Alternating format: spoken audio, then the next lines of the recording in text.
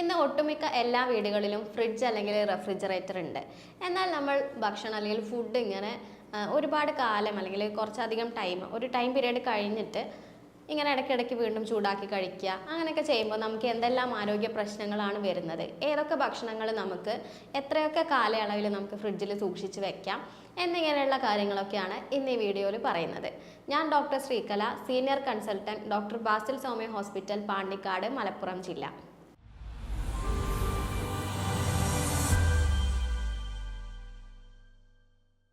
Normally നമ്മുടെ എല്ലാ വീട്ടിലുള്ള ഫ്രിഡ്ജ് എന്ന് പറയുന്നത് അതിൻ്റെ ഫ്രിഡ്ജിലുള്ള ടെമ്പറേച്ചർ 4 ഡിഗ്രി സെൽഷ്യസും ഫ്രീസറിൻ്റെത് -18 ഡിഗ്രി സെൽഷ്യസും ആണ്. അപ്പോൾ നമ്മളൊരു ഭക്ഷണം ഫ്രിഡ്ജിലേക്ക് വെക്കുന്ന സമയത്ത് അതിൽ കുറേ ബാക്ടീരിയാസ് ഉണ്ടാവും. അതൊക്കെ ഇനാക്റ്റീവ് സ്റ്റേജിലേക്ക് പോവുകയാണ് ചെയ്യുന്നത്. എന്നാൽ അത് അവിടെ കില്ലാവുകയോ അല്ലെങ്കിൽ നശിപ്പിക്കപ്പെടുകയോ അല്ലെങ്കിൽ അങ്ങനെയൊന്നും ചെയ്യുന്നില്ല. പക്ഷേ അതിൻ്റെ മൾട്ടിപ്ലിക്കേഷൻ നടക്കുന്നില്ല, അതായത് പെരുകുന്നില്ല എന്നുള്ളതാണ്. എന്നാൽ ആ ഒരു ടെമ്പറേച്ചറിൽ നിന്ന് നമ്മൾ ഫ്രിഡ്ജിൽ നിന്നും പുറത്തേക്ക് എടുക്കുന്ന സമയത്ത് ഈ ബാക്ടീരിയാസ് പിന്നെയും ആക്റ്റീവ് ആവാനും സാധ്യതയുണ്ട്, ആക്റ്റീവ് ആവുകയും ചെയ്യും.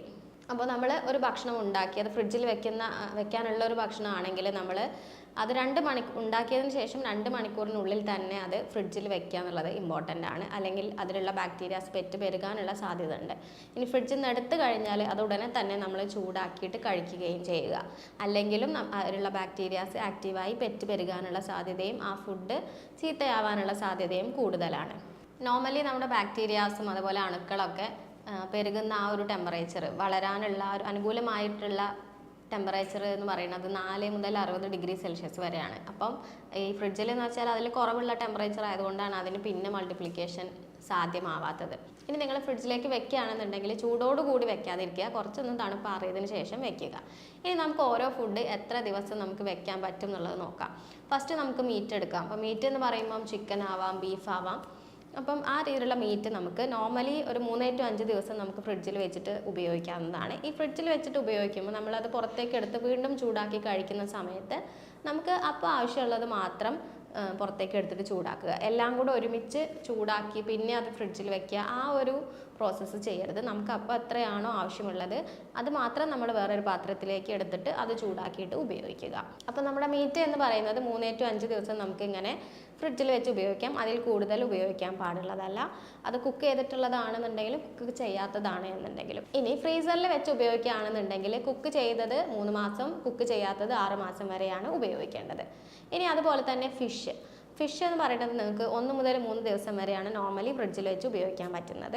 ഇനി ഫ്രീസറിലാണെന്നുണ്ടെങ്കിൽ നിങ്ങൾക്ക് 3 മാസം ഉപയോഗിക്കാം, അത് കുക്ക് ചെയ്തതാണെന്നുണ്ടെങ്കിലും കുക്ക് ചെയ്യാത്തതാണെന്നുണ്ടെങ്കിലും. ഇനി ഷെൽ ഫിഷസ്, അതായത് കൂന്തൽ, ചെമ്മീൻ പോലെയുള്ള കടൽ വിഭവങ്ങളൊക്കെ ആണ് എന്നുണ്ടെങ്കിൽ നിങ്ങൾക്ക് 3 ദിവസം ഫ്രിഡ്ജിൽ വെച്ച് ഉപയോഗിക്കാം. അത് ഫ്രീസറിലാണ് എന്നുണ്ടെങ്കിൽ നിങ്ങൾ 3 മാസം, അത് കുക്ക് ചെയ്തതാണെന്നുണ്ടെങ്കിലും കുക്ക് ചെയ്യാത്തതാണെന്നുണ്ടെങ്കിലും 3 മാസം നിങ്ങൾക്ക് ഉപയോഗിക്കാവുന്നതാണ്. ഇനി നമ്മുടെ സാലഡ്സ്, അതായത് നമ്മുടെ ഫ്രൂട്ട് സാലഡ്സ് ആണെന്നുണ്ടെങ്കിലും വെജിറ്റബിൾസിൻ്റെ സാലഡുകളാണെന്നുണ്ടെങ്കിലും 1-2 ദിവസം മാത്രമേ ഉപയോഗിക്കാൻ പാടുള്ളൂ. അതിൽ കൂടുതൽ നിങ്ങൾ ഉപയോഗിക്കരുത്, അത് ഫുഡ് പോയ്സണിങ് പോലെയുള്ള അതിലേക്കൊക്കെ പോകാനുള്ള സാധ്യത ഉണ്ട്. ഫ്രൂട്ട്സ് ആണെന്നുണ്ടെങ്കിൽ നിങ്ങൾ 24 hours കൂടുതൽ ഫ്രിഡ്ജിൽ വെക്കാതിരിക്കുന്നതാണ് നല്ലത്. കാരണം അതിലുള്ള നീര് വറ്റിപ്പോകാനും അതിലുള്ള വൈറ്റമിൻസ്, എൻസൈംസ് ഒക്കെ നഷ്ടപ്പെടാനും സാധ്യതയുണ്ട്. ആപ്പിൾ, പേരയ്ക്ക, ഓറഞ്ച്, അതുപോലെ തന്നെ മുറിച്ച തണ്ണിമത്തൻ എന്നിവയൊന്നും അധികം ഫ്രിഡ്ജിൽ വെക്കാതെ ഉപയോഗിക്കുന്നതാണ് നല്ലത്. അതുപോലെ നമ്മുടെ പൊട്ടറ്റോ, കിഴങ്ങാണ് എന്നുണ്ടെങ്കിൽ നിങ്ങൾ 24 hours 24 മണിക്കൂറിൽ കൂടുതൽ ഫ്രിഡ്ജിൽ വെക്കാതിരിക്കുക. കാരണം അത് നമ്മൾ വീണ്ടും എടുത്ത് ചൂടാക്കുന്ന സമയത്ത് ക്ലോസ്ട്രിഡിയം ബോട്ടിലിൻ എന്ന് പറഞ്ഞൊരു ഫുഡ് പോയ്സണിങ് അവിടെ വരാനുള്ള സാധ്യത കൂടുതലായിട്ട് കണ്ടുവരുന്നുണ്ട്.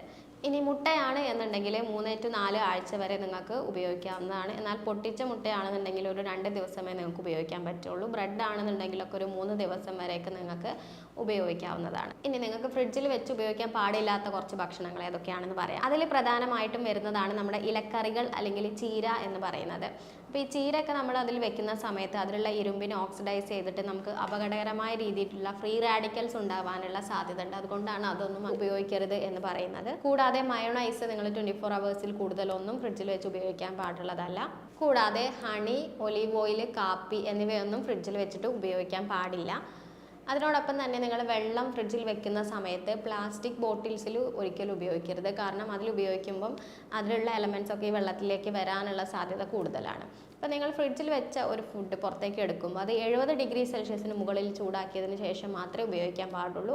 അല്ലെങ്കിൽ അതിലുള്ള ബാക്ടീരിയാസ് വീണ്ടും മൾട്ടിപ്ലൈ ചെയ്യാനും പെറ്റ് പെരുകിയിട്ട് ആ ഫുഡ് നാശമാവാനുള്ള സാധ്യത വളരെ കൂടുതലാണ്.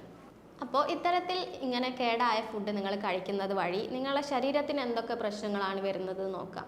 പ്രധാനമായിട്ട് നിങ്ങൾക്ക് ദഹന പ്രശ്നങ്ങൾ വരാനുള്ള സാധ്യത ഉണ്ട്. വയറിൽ അൾസറിൻ്റെ ബുദ്ധിമുട്ട്, വയറെരിച്ചിൽ, നെഞ്ചെരിച്ചിൽ പോലുള്ള ബുദ്ധിമുട്ടുകൾ, പുളിച്ച് തികട്ടൽ, ശോധന കറക്റ്റായിട്ട് കിട്ടാതിരിക്കുക, അങ്ങനെയുള്ള പ്രശ്നങ്ങളൊക്കെ വരാൻ ചാൻസ് ഉണ്ട്. ചില ആളുകളാണെന്നുണ്ടെങ്കിൽ ഫുഡ് പോയ്സണിങ് വരാൻ ചാൻസ് ഉണ്ട്.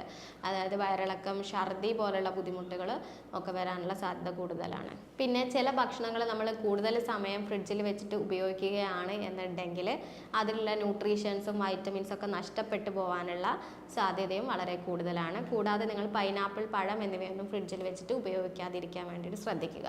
അപ്പോൾ ഇത്രയും കാര്യങ്ങളൊക്കെയാണ് നിങ്ങൾ ഫ്രിഡ്ജ് ഉപയോഗിക്കുമ്പോൾ ശ്രദ്ധിക്കേണ്ട കാര്യങ്ങൾ. കൂടാതെ നമ്മൾ ഇപ്പം ഒരു പ്രാവശ്യം കുക്ക് ചെയ്തിട്ടുള്ള ഓയിൽ, ഇപ്പോൾ കുക്ക്ഡ് ഓയിലൊക്കെ ആണെന്നുണ്ടെങ്കിൽ അത് നിങ്ങൾ ഒരിക്കലും ഫ്രിഡ്ജിൽ വെച്ചിട്ട് പിന്നെയും ചൂടാക്കിയിട്ട് ഉപയോഗിക്കാൻ പാടില്ല.